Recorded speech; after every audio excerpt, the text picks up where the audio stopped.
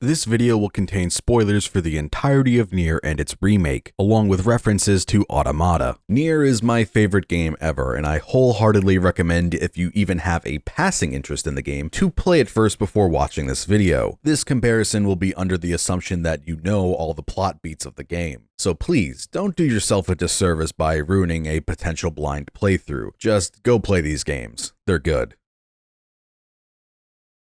I'm doing this little recording here before I actually play the remake because I do want to talk about some things before going into the video. I've been mostly media blackout on the game since the reveal of the remake. Granted, I have seen a few changes, and I'll be completely honest that I hate every single one of them so far. Maybe I'll grow to like them once I actually play the game. I'll just say now that I'm not really fond of the new faces for characters like Kaine, and the game looks far more washed out than the original. And some of the musical changes like Wretched Automata, for example, I'm not really looking forward to. But I don't think change in and of itself is bad, and there's actually a few that I would love to see in this remake, so I wanted to take a moment to talk about what I would like to see changed. I think the coolest change would have been able to let us play as Kaine in Route B. The original game already framed it like you were going to, and it would have made sense if you did. I haven't done any research, so this could be completely unfounded, but I eventually will do it for the eventual retrospective on the game, that I always assumed that the reason why you didn't play as Kaine and just stuck as NieR in Route B was due to budgetary reasons. They probably wanted you to, but it was just something that got left on the cutting room floor. I think it would have made the reveal and recontextualization in Route B even more seamless if you got to play as Kaine. I think this because it worked perfectly in Automata, where in Route B you played as NieRs, and it's fundamentally the same structure. The other thing I would love to see them do is cutting the fat from Route C. Just start it at the Shadow Lord boss fight, or right before going into the castle for the final attack if you don't have all the weapons. There is no point in having you get all 5 keys again, as the game has already had its big reveal and played its hand in Route B. There's no new content here. You're just doing all the same things again for the 3rd time, with no new recontextualization or new content. And then for Route D, I think it would be best if they just started you right at the final Kaine fight, because there's literal zero reason to have you do everything again for the 4th time, only to select one sentence at the very end of the game, which amounts to 15 minutes of new content. I think as it is, it brings some of the pacing down to this amazing moment in my favorite ending ever. So with that out of the way, let's get into comparing and contrasting the remake and the original. Now that I beat the game, let's answer some questions. Was it fun? Yes. Is the game good? Yes. Does it have its issues? Absolutely. Is it a good remake? Depending on who you ask, it's going to be a yes or a no. Is the new content good? Yes. Does it invalidate and replace ever playing the original? No!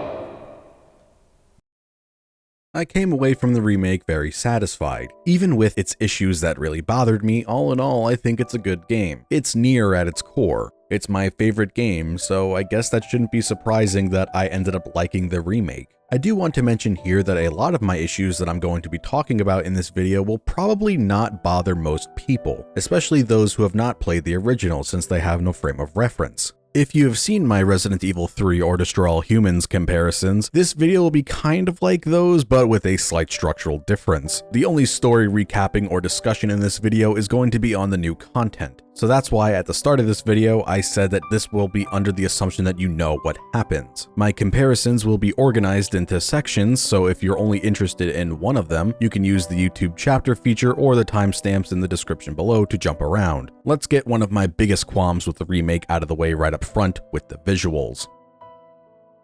If you've been paying attention to the visuals of this video so far, I have already shown a few short side-by-side comparisons for how these games look. Now, I think that Gestalt has visually held up very well. Yes, things are ugly in the game, but I think that's part of the aesthetic and charm. It has the odd blurry texture here or there, but I don't really think it's that big of a deal. Surprising to nobody, the remake does have higher quality textures. Something that really stood out to me was how nice Emil's cloak looked in close-ups. I can't say the same though for Weiss. The poor guy looks like he's now a Hershey Kiss rapper in the remake. It's actually crazy how much of a downgrade he is in some shots. He He's way too clean and shiny looking. Originally, he had a ton more shadows and wear to his appearance. It really sold the idea he's over a century old, but now instead of a metal accented grimoire, he looks like he's covered in tinfoil. But not all scenes of him look this bad. It really comes down to the lighting, which is another thing I think took a turn for the worst in the remake. Gestalt had a very specific look to it, extremely saturated, grimy, high contrast lighting, bathed in excessive amounts of bloom to give it this very fairy tale storybook vibe to it. This is sadly lost in most places in the remake. It really reminds me of the change that RGG Studios made to Judgment for its PS5 re-release. The textures are higher quality, but it looks so much more washed out and flat comparatively. They can look good or even better in some places, and that's the case for RepliCant 1.22, but overall the game looks far more washed out and duller, with scenes becoming incredibly flat when they weren't in Gestalt. RepliCant 1.22 also uses bloom a lot worse, like in Facade for example. If you're around the King's Mansion, NieR and Vice are so overexposed they lose all detail. Gestalt has excessive use of bloom to its detriment at times, but I think this is a bit silly.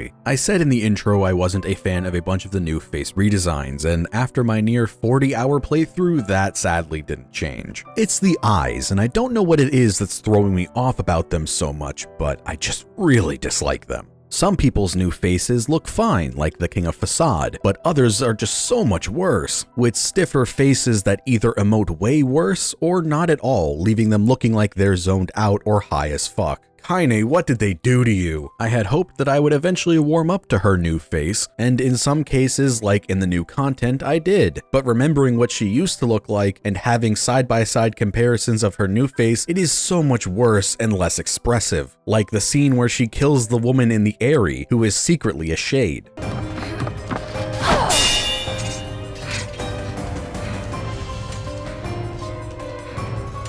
Get out of here! No! I'm not going to abandon my sister! Kaine, who are they? Don't believe her. This woman's a shade.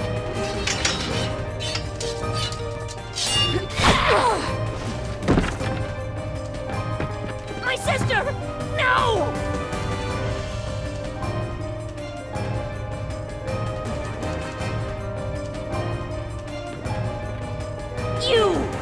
You people are the true monsters! Stay back. Your sister is one of them now.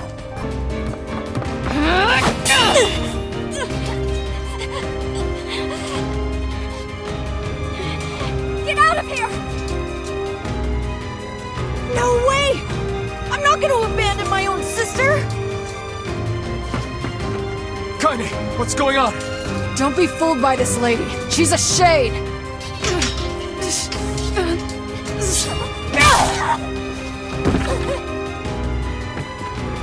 No! No!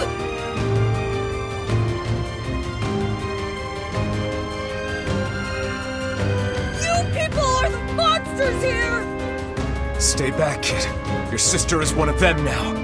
In Gestalt, you could really see her shock and regret in her actions, that she messed up, and how being called a monster, something that is a deep trauma due to her childhood, really shakes her to the core. But now in RepliCant 1.22, it looks like she's just staring off into space. It is the same when she hears that she's been petrified for 5 years. In the original, there was a lot more impact in her reaction to hearing this news, along with the speech to snap Vice out of his trance, and the scene with Kaine and NieR in the hallway after Emil dies, and she starts hitting him only to almost go for a kiss. The way this shot is composed in the remake, it's not very clear that that is what's happening. Unless that was unintentional in Gestalt, and that's why they changed it in the remake. But even if that was an unintentional after effect with how these scenes were formed, I think it was a happy accident that helped build towards their characters more, and should have been left as is. One difference in facial features for Kaine I think is actually really good is after she finds out she's been petrified for 5 years, and her and NieR stare at each other for a few seconds before it fades to black. This is one of those differences that I think works well because there's a different context due to having brother or father father NieR. With brother NieR, I can't help but interpret her face going, oh no, he's now hot. Whereas with father NieR, I feel like it's focused more around how much he's been fighting to get her back, and you see the wear and toll it's taken on him now that he has an eye patch. He's even more banged up and rugged than before. NieR also has this expressiveness issue in a few scenes where it looks like he's staring off into space daydreaming. Yona in the flashback at Ending A also looks awful. The smile they make her do in the remake makes her look like a goblin. It is a real damn shame that the expressiveness of these characters was lost in the remake, because I thought it was one of the strongest aspects Gestalt had going for it. Even if you could say proportions and facial features would look off in Gestalt, it still had a very distinct art style and art direction, and characters had a very clear, concise, and captivating way to how they expressed themselves, which kept me entranced in any given scene in the entire game. The visuals weren't the only thing reworked for this remake. We got new dialogue, a newly recorded English dub, and new arrangements for the music. Most of the new dialogue is found in new scenes added for Route B and C. There are some new lines here or there during the moment-to-moment conversations with the party or in pre-existing scenes. A bunch of it feels like it's more obviously hinting at the reveal in Route B, with Kaine being able to understand shades, but that might just be because I already know the twist. Most of the dialogue changes are fine, but I can't help but prefer the line NieR gives to Kaine about the rules of facade and Gestalt over Replicant 1.22's. We were invited here by the king, remember? Sure, but what about everybody else? This city isn't like our villages. It's all about the rules here. And since there isn't a specific rule about you, I honestly think they won't give a crap. Yeah, maybe.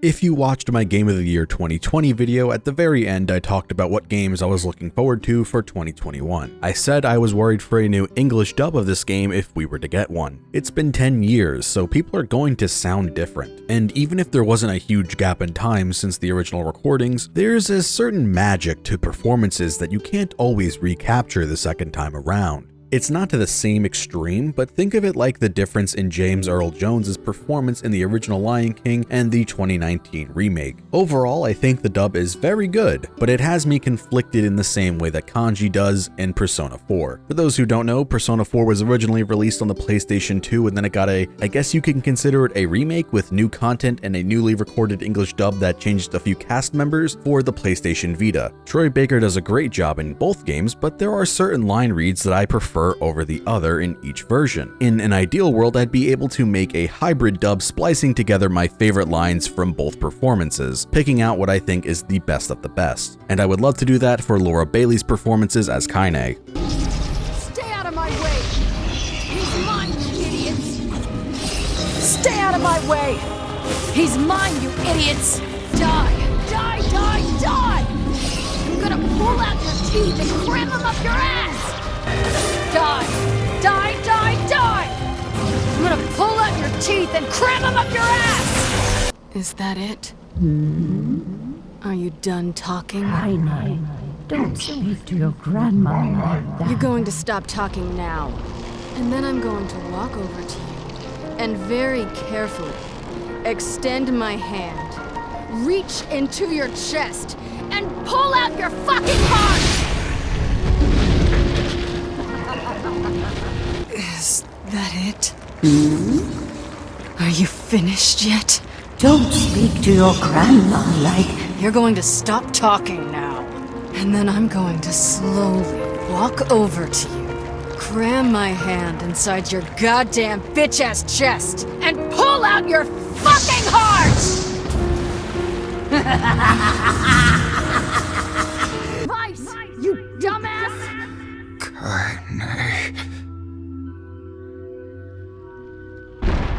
Start making sense, you rotten book, or you're gonna be sorry. Maybe I'll rip your pages out one by one, or maybe I'll put you in the goddamn furnace. How can someone with such a big smart brain get hypnotized like a little bitch, huh? Oh, Shadow Lord, I love you, Shadow Lord. Come over here and give Vice a big sloppy kiss, Shadow Lord. Now pull your head out of your goddamn ass and start fucking helping us!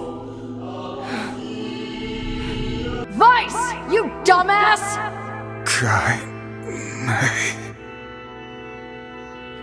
Start making sense, you rotten book, or you're gonna be sorry! Maybe I'll rip your pages out one by one, or maybe I'll put you in the goddamn furnace! How can someone with such a big smart brain get hypnotized like a little bitch, huh? Oh, Shadow Lord, I love you, Shadow Lord! Come over here and give Vice a big sloppy kiss, Shadow Lord! Now pull your head out of your goddamn ass and start fucking helping us!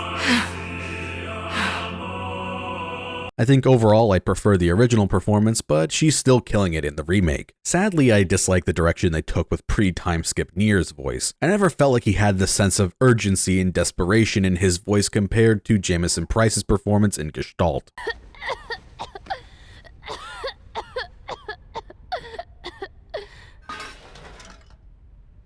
Yona? Yona! Oh no. I dropped the cookie. I didn't mean to. You've always been the one helping me. Yona! What have you done?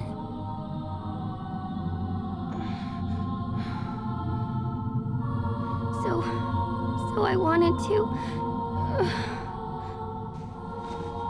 No! Yona! Yona!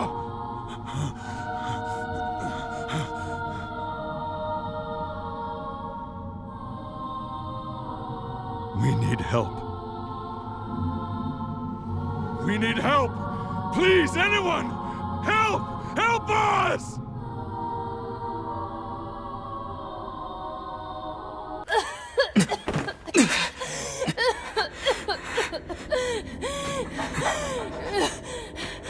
Yona! Yona! Oh no. I'm sorry, I dropped the cookie. I didn't mean to. Yona? Why did you? You've always been the one helping me. So I just wanted to. No! Yona! Yona!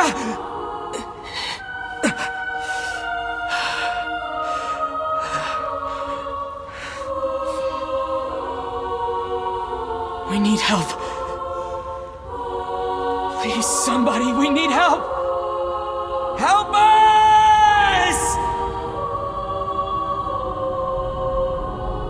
I feel like this disparity shows itself the most during the attack on the village from Jack of Hearts. Look where he's going!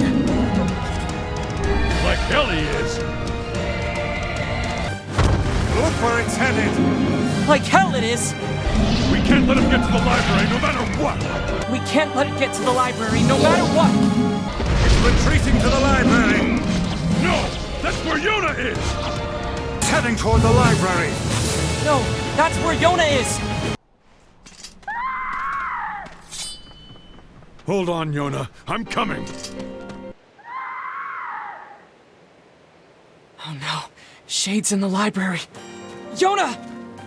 It's weird that the voice directors or whoever made this decision, as we've seen in some cases that outside forces who should have no say on the English voice acting, made Zach Aguilar go with these line reads. He's a good voice actor and we've seen him hit those high emotions just last year as Miura in 13 Sentinels, so it's not like he can't do it. I don't know what they did for the English dub, but I assume that they didn't redo the mouth movements to match the English dub, because there were a bunch of times where it was distractingly not matching. This might have been an audio desync issue with the PC port or something, but I never noticed it being that bad in Gestalt. In fact, it never crossed my mind in this recent playthrough for the footage that the lip flaps didn't match the English dub.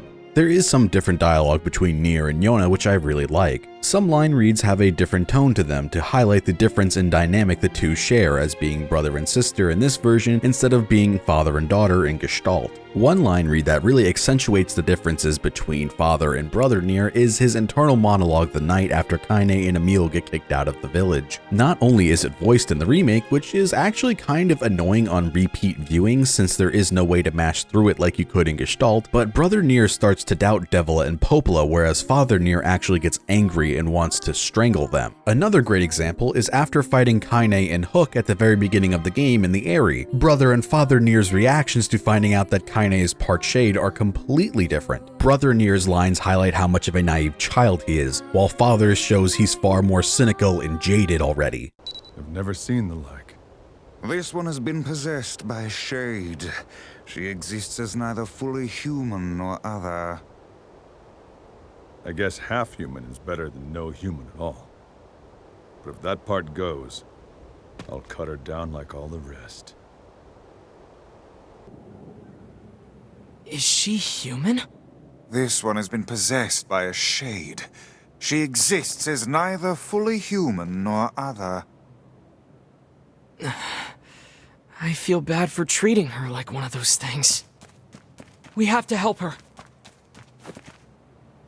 Jacob is no longer voiced by Yuri Lowenthal, and instead of having Spike Spencer as Gideon as a child and Yuri post-time skip, Yuri Lowenthal voices Gideon the whole time. I actually really liked Spike's performance as child Gideon outside of his screaming no when Jacob dies, which I find Yuri fits much better, but Sam Riegel did a great job as Jacob in the remake. Another big change to the English dub is Weiss now has this walkie-talkie radio static feedback in the opening when he gets the first sealed verse and after the twins zap him. Did you just suck the blood out of those things?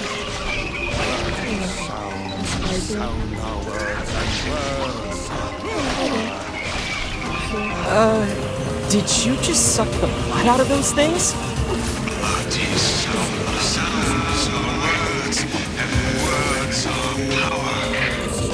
So instead of having Liam O'Brien's amazing word salad performance, we get this. Yes, they do seem to be putting us through a great deal of...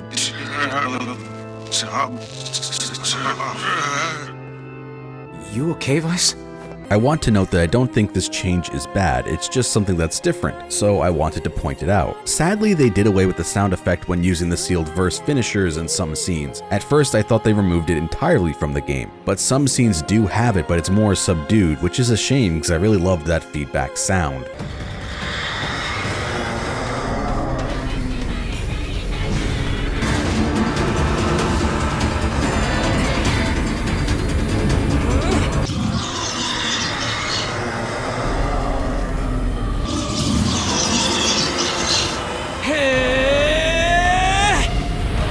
The other thing that has me conflicted about this remake and certainly has me preferring the original is the changes to the soundtrack. Now, at its core, Replicant 1.22's soundtrack is some of, if not the best music ever put to video games since it is based on the original OST. But some of the changes leave the impact so lacking. Outside of the opening of the game, the only time the Hills of Radiant Wind has vocals accompanying the instrumental is when it's a sunset, when it was just there the entire time in Gestalt. For most of the game, I thought they just got rid of it and I was so mad about it, but then I finally got to a point when it was a sunset and heard the vocals again. This is just a change I can't see a reason for doing. Why make the song needlessly dynamic and make the player hardly ever hear the vocals? Most of my playthrough it was overcast or clear skies, so I heard the vocals only a handful of times?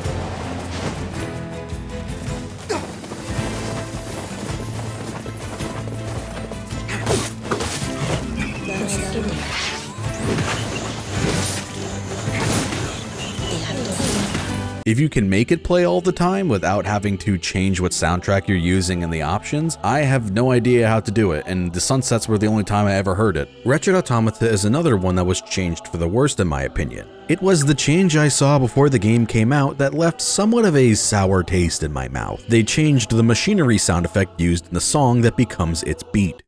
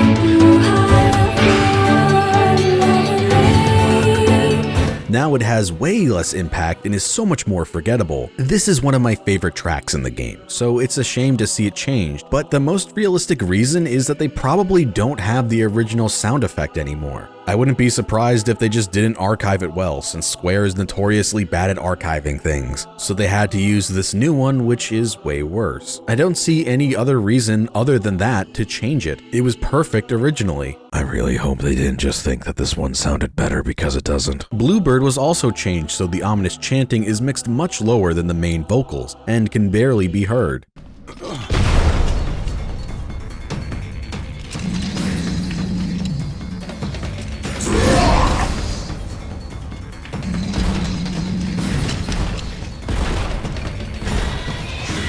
It seems our task is more difficult than I first envisioned.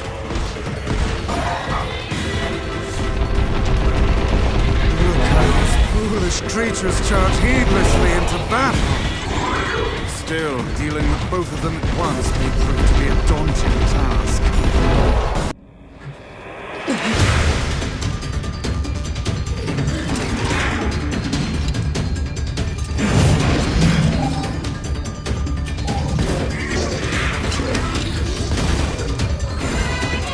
It seems our task is going to be more difficult than I first envisioned. Look how these foolish creatures charge heedlessly into battle. Still, dealing with both of them at once may prove to be a daunting task.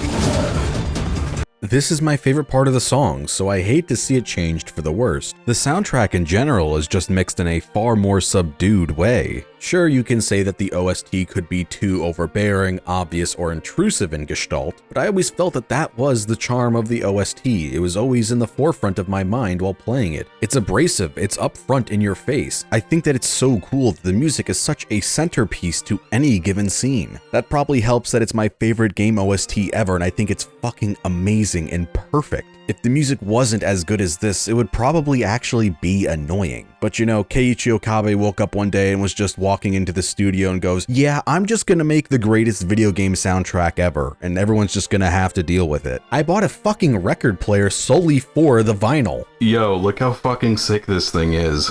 So of course I want to be hearing these bangers as loud as possible. But that's not to say that all the music changes are bad. One that I really like is on your trek up to the Lost Shrine to finally confront the Shadow Lord at the end of the game. In Gestalt, all it did was play the Lost Shrine's normal theme, the incomplete stone. Now in RepliCant 1.22, it plays a new rendition of Snow and Summer that gains layers as you get deeper and deeper into the shrine. And I think that this is an amazing touch. You're finally going to confront the person, the thing, who has, from NieR's perspective, ruined his entire life, taken what's most dear to him, and by proxy made those close to him also suffer horribly. So geniusly they play the song from the start of the game, where you played as the character who set all of these events into motion, with the original NieR becoming the first Gestalt.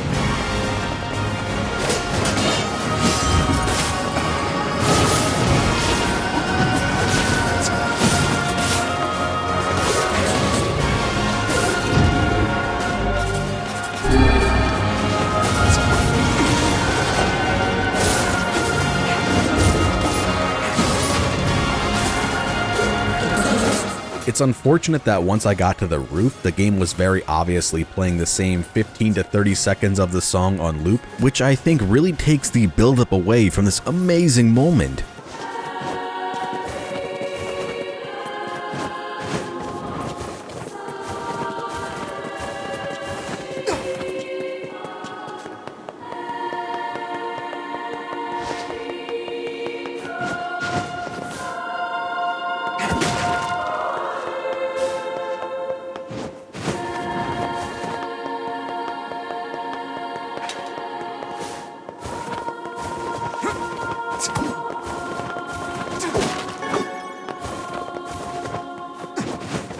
I do want to mention that I think this looping issue is most likely a bug, because shortly after my second Devla and Popola fight, when I paused the game to change my magic, instead of muffling the music like it normally does, it reset the song to the start, so I ended up having to just run around the room so I could hear more of the song before I punted Devla's head off with my spear.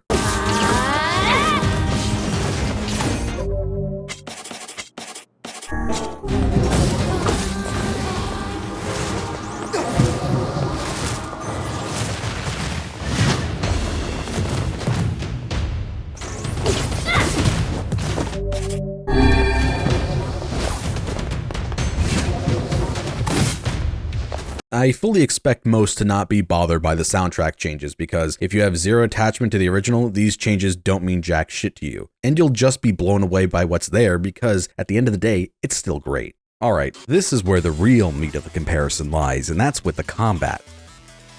For those who haven't played the original, combat was pretty basic. I'll go on record saying that I think the combat is fine, and dare I say even fun. I honestly think it gets a worse rep than it deserves, and that kind of bothers me. At worst, it can be repetitive, but if you just get the Phoenix Spear right away once you enter the time skip, then you just skip most of the combat encounters, since you will just be one-shotting every enemy, which, you know, brings its own set of issues to the game. But bottom line, I do not agree at all when people say this game is unplayable due to the combat. It's a shallow third-person action game. If this is the worst combat you've ever seen, then I'm jealous of you because you have not played a bad game then. In Gestalt, you had 3 weapons: one-handed swords, two-handed swords, and spears. Each type had multiple weapons, but they all shared the same animations, with the only difference being their swing speeds based on their weight. Each weapon had their set few swings and guard break on Y/triangle. Two-handed swords were utter dog shit, and were a waste of time, which is a shame since the Beast Lord is in all of the promotional art and is sick as fuck.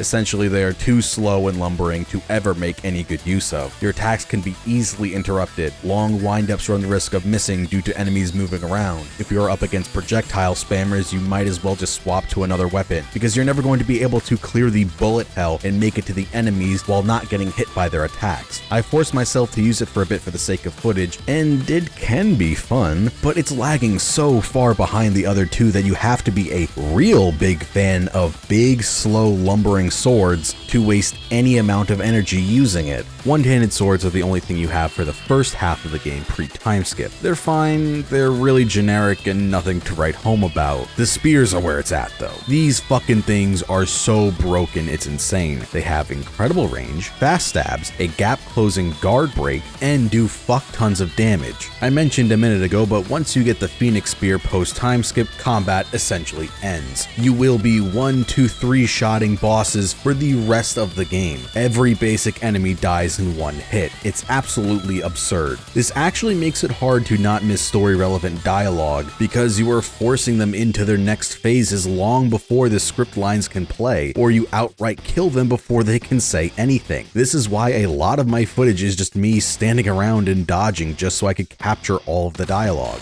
Since I was media blackout on the game, I didn't know what to expect from the reworked combat, but I guess my expectations were a little too high since I found myself kind of let down by it. Don't get me wrong, the combat is good and incredibly fun, but I was expecting a little more than this. Right off the bat, the changes to combat in the remake are very apparent. There's now an indicator for your soft lock-on, so now you have an idea of what enemy the game is going to prioritize. Your soft lock-on is a million times better than the one in the original, which had me swinging at the air sometimes because I guess it was just too drunk and couldn't give a fuck and didn't want to work. There's also a hard lock-on now, which honestly could have been better, as it feels pretty loose, with enemies regularly breaking the lock, and it had a habit of swapping targets sometimes randomly, even if I wasn't touching the right analog stick. You are so nimble now that you can run circles around the enemies, especially with the game implementing KH2 Roxas-styled reversals when you dodge that honestly I didn't really figure out how to consistently do. And there's also the DMC-styled running system where if you run in a certain direction for a short period of time, you'll run even faster. This makes traversal super fun and not nearly as daunting to run back and forth for some of the side quests. At times, the game makes it really apparent that these enemies were never designed to deal with your newfound agileness, this, so maybe bump the difficulty up to hard if you want any kind of challenge. I think I only struggled to fight 2 enemies in the entire game, and that was in the final room of the recycled world and the Bridge in Peril side quest, which you need to do for a weapon, and I was clearly too underleveled to do it, and shows the issue with the armor and guard break of this game, which I'll get into in just a bit. New offensive moves include more charge attacks, an extended combo string for each weapon, on-the-fly weapon swapping, and instead of a guard break you now have a heavy attack combo string and its own charge attack. This all comes together to make a super fluid and fun combat system. A little on the mashy side, but I expect some amazing combo mads down the line. I'm sad that the spear lost its stinger triangle attack and was replaced with this shitty flip into downward thrust. I used it the same way that you use stinger in DMC1, where it's a great traversal tool because it just goes so far forward at any given time. With the increased speed to combat, even though they carried over the weight system from Gestalt, I honestly couldn't tell you a single difference. If the menus didn't tell you that weapons were heavy, very heavy,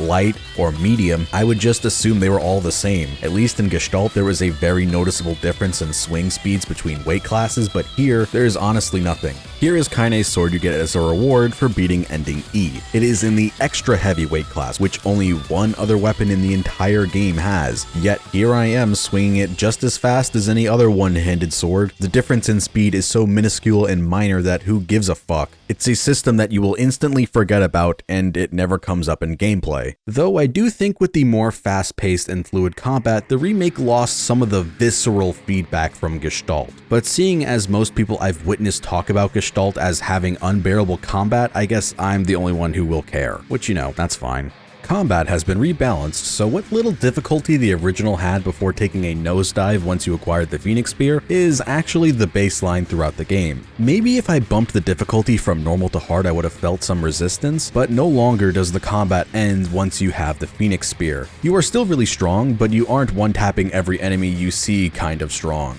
That's only after you get the damage increase words and use the strength capsules. Speaking of damage, they actually implemented damage reduction on the bosses while they have dialogue to say, so no longer are you missing story beats if you just happen to be too strong, which I think is fucking amazing and was one of the changes I was looking forward to the most. It does kind of get in the way and becomes slightly annoying on subsequent rematches in Route C and D when there is no new information to be gained from them and extends the fights more than they need to be, so maybe they could have just turned it off for C and only had it in B when there was new context for each of these fights. The only real problem with the new combat I experienced was fighting enemies that seemed to be above my level and had armor. This is why I struggled against the Bridge in Peril shade, because no matter how much I hit the fucker, it would not break the armor off, when in Gestalt you would just hit Y and thrust the Phoenix Spear and make the armor explode right off it. I guess this is more of an incentive for players to use the armor break words instead of just stat boosts and mana regen like in Gestalt, because those were the only things you ever really wanted to actually equip. Hi, post-production here. So I went back and checked my footage, and it turns out actually I couldn't break the armor in this boss fight. I just didn't have a problem with it due to the fact that in Gestalt the Phoenix Spear is so absurdly broken that I was just killing it through the armor no matter what. But I was in fact doing a lot less damage than I normally would do, so when the damage is scaled normally in Replicant 1.22, this actually makes it kind of a problem.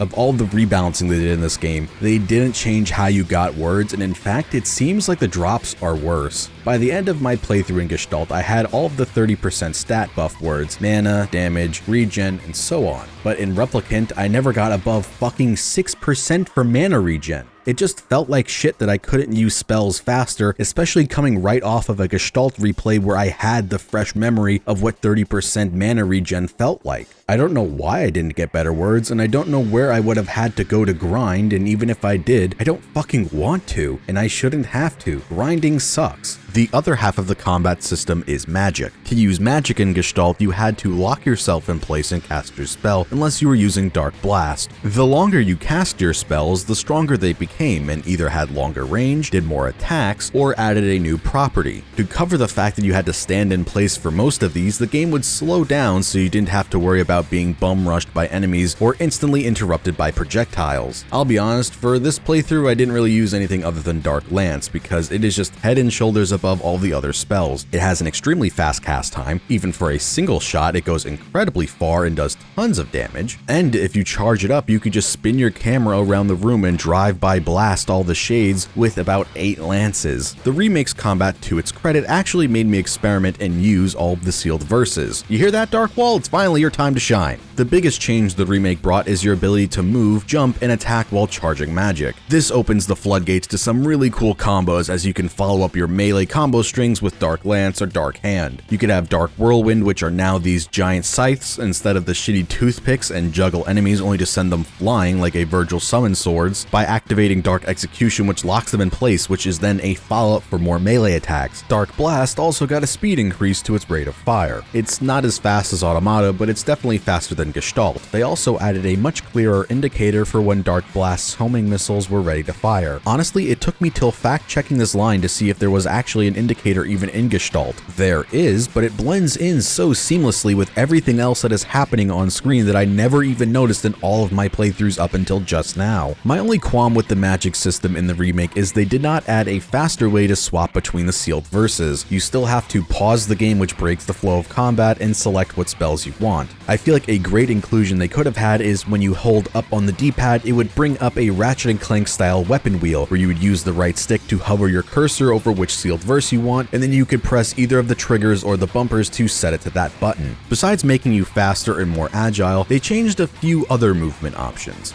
The roll is slightly shorter now. It still seems to be the fastest method of transportation by yourself, as I was able to go from the Ares mailbox to the Northern Plains in about 2 seconds faster than running at full speed. It's honestly a negligible difference, but everybody knows the ADHD players love to just roll every single second.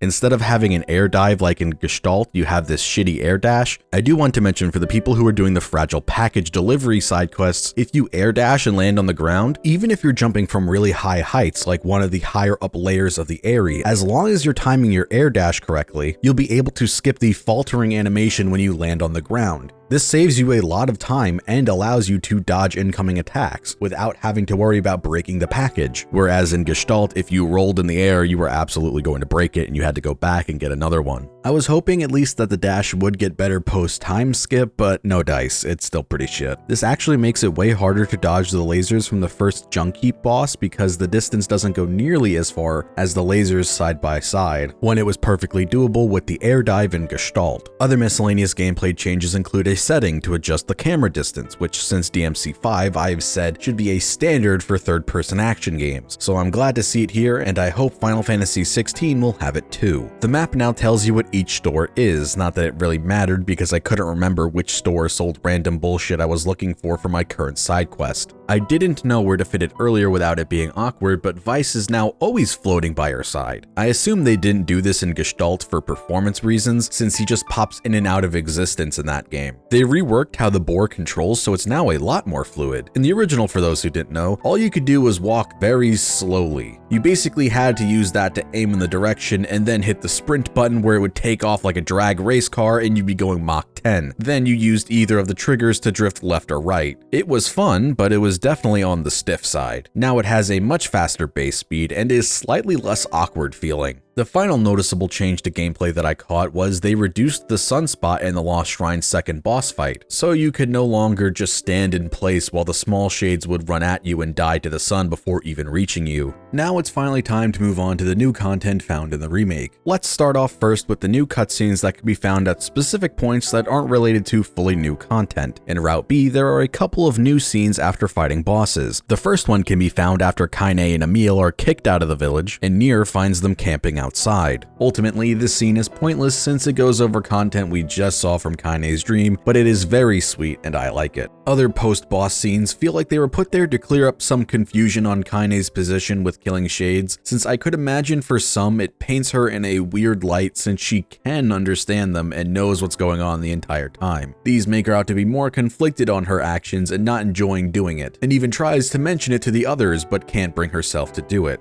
For me, these scenes don't really do much, since this is how I always thought Kaine was meant to be interpreted, based on the dialogue already in Gestalt. This just gives us a more definitive interpretation, which I think is fine. The scenes look oddly cheap though. Like, if you changed the text box to the Final Fantasy XIV one, I'd fully buy that this was from an MMO if I didn't see them before. They're shot so flat, with super stiff animations and basic shot reverse shot. Their mouths don't even move in some of them, and the shot reverse shot conveniently hides the fact that their mouths aren't moving on occasion. They feel like they have no time put into them comparatively, and with the weird face issue I talked about at the start of the video, when they aren't emoting, they look like an off-putting porcelain doll. Khalil's body now fades away at the end of the boss fight, which in retrospect was really weird that it did it in Gestalt and just laid there for the entire cutscene. I think that this change makes this moment hit a lot harder than it already did, so good job. The most pointless new cutscenes are the Devila and Popola ones after the boss fights in Route C. I honestly don't really know what they add that wasn't already clear from existing dialogue or implied from existing dialogue.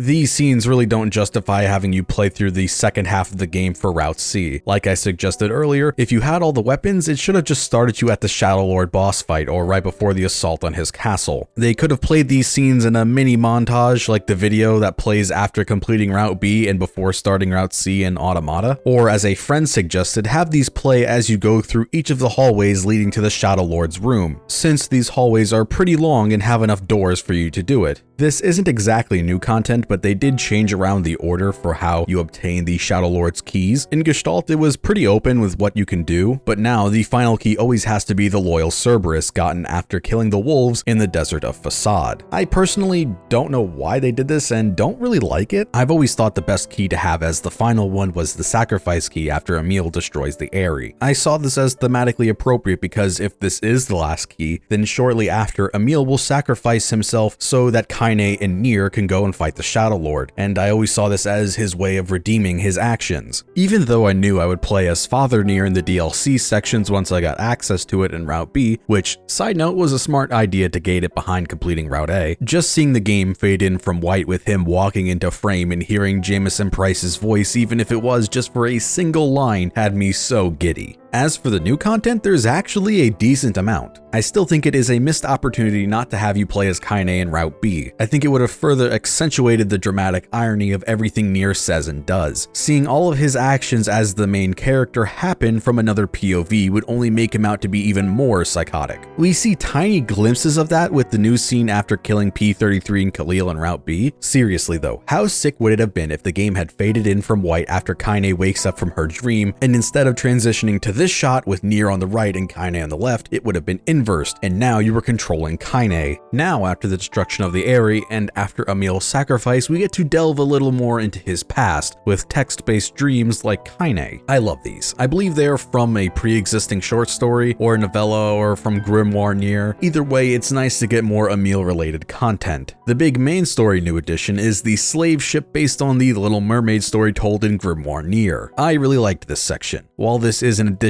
that doesn't expand the plot or the lore of the world at all, it feels like another adventure that the gang went on that we just never got to see while they were on their quest to find the Shadow Lord. I really liked the side quest with the red bag couple, specifically the ending where NieR has a home-cooked meal with them and can't help but cry at the warm feeling of having such a welcoming meal like this. It's been such a long time for him that he has forgotten what this feels like, further highlighting how much NieR has struggled all these years, even before Yona was taken away, as he had all the responsibilities after his mother died of the Black Scrawl. The only downside is that it has the ever-present issue with optional side content that characters won't react differently if you don't do that side content. The wife will act as if she hadn't seen you in years even if you did the side quest not 2 minutes earlier. The design for the boss of this section is amazing, and for as low budget feeling as these other cutscenes are, these are great. I do understand the complaints that people have had, like a friend who I was discussing the game with after they finished it, that this section is overly long on repeat viewings in Route B, and especially in Route C. I agreed that this could have been optional side content, but overall I really enjoyed it. I do feel like it was a big missed opportunity not to show off some of the other Grimoire NieR material, like the fall of the Wall of Jericho, seeing the war with the Legion, and getting to see Red Eye. And have it be kind, because I just want him back, please. I don't care how impossible it could be. There is so much more cool external material about the world of NieR that I wish there was more put into motion in this game. Here's hoping that with amazing sales, they will do some more DLCs and adapt some more Grimoire NieR content. And finally, the biggest addition to the game. The thing we've been speculating this entire time leading up to the release if they were going to add it. Ending E. Now, I will open this section by saying that I in fact do not like ending E, as I found ending D to be the perfect ending, and is probably my favorite ending to anything ever. So in a way, I can't help but feel like ending E invalidates what D is going for. That said, in motion, ending E is actually really enjoyable and I liked it. I still prefer ending D, but the fact that this game turned me around so much on ending E shows the craftsmanship put into creating this epilogue. Everything in motion is so enjoyable that even the most cynical and bitter parts of me couldn't help but have fun and get sucked into its rhythm. This is the power of NieR's writing and the staff that worked on these games. Things that sound bad on paper and you don't like the idea of can be executed so well that you come around to it. All of the dialogue here is top notch. Hearing Kaine and Emil banter again brought a smile to my face. Kaine is so fucking fun to play. Toy Logic did such a good job in making her playable. Everything in her kit is so satisfying. Her movement, basic combo strings, charge attacks, magic, and her judgment cut and parry.